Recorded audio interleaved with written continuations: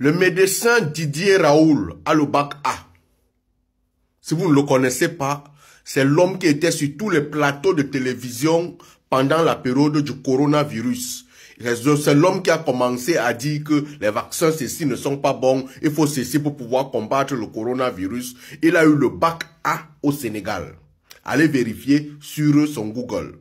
Je vous ai dit que tous les bacs A peuvent faire médecine. Regardez d'abord ceci. Oui, tu peux. Là, c'est une Africaine.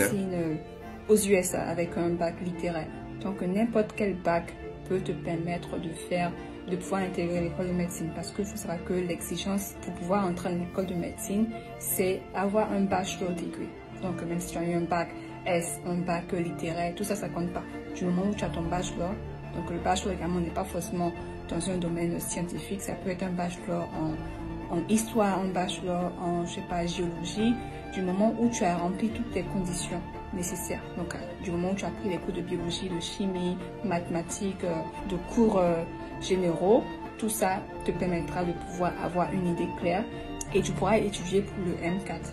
Et une fois que tu as ton M4, tu pourras maintenant faire la demande de médecine. Donc, n'importe quel bac peut te mener à l'école de médecine. Ici aux USA, il n'y a pas de limitation. Tout est possible. Une Européenne. Merci beaucoup d'être venue à cette conférence. Je m'appelle Camille, j'ai 18 ans et je vais vous expliquer pourquoi j'ai été en fac de médecine avec un bac littéraire.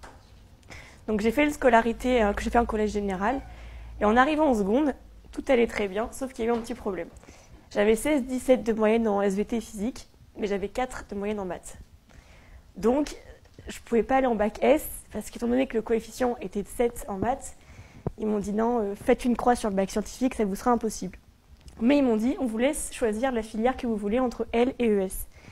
Et je voulais pas aller en ES parce qu'il y avait de la SES et j'aimais pas cette matière-là.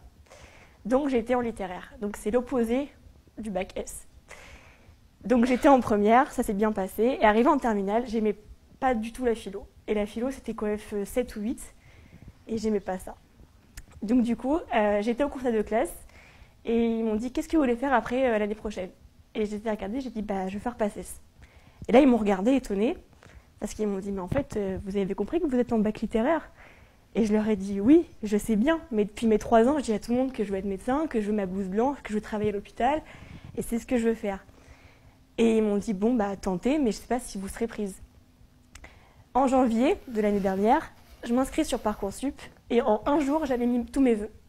J'espère maintenant que vous allez enlever tous les stéréotypes que le système francophone met dans vos cerveaux. Et qu'à partir d'aujourd'hui, si vous m'écoutez, moi je ne viens pas sur les réseaux pour prouver quelque chose à quelqu'un. J'ai déjà fait ma vie. À l'heure actuelle, je commence à calculer ma retraite. Si je viens ici, c'est pour vous sauver pour les générations futures. Parce qu'on vous a trop menti en Afrique. Et ça, il faudrait qu'on casse ça et qu'on vous amène à réfléchir nouvellement, à vous faire comprendre que vous avez des cerveaux qui sont très utiles, exploitez-les. Allume ton cerveau, mon frère.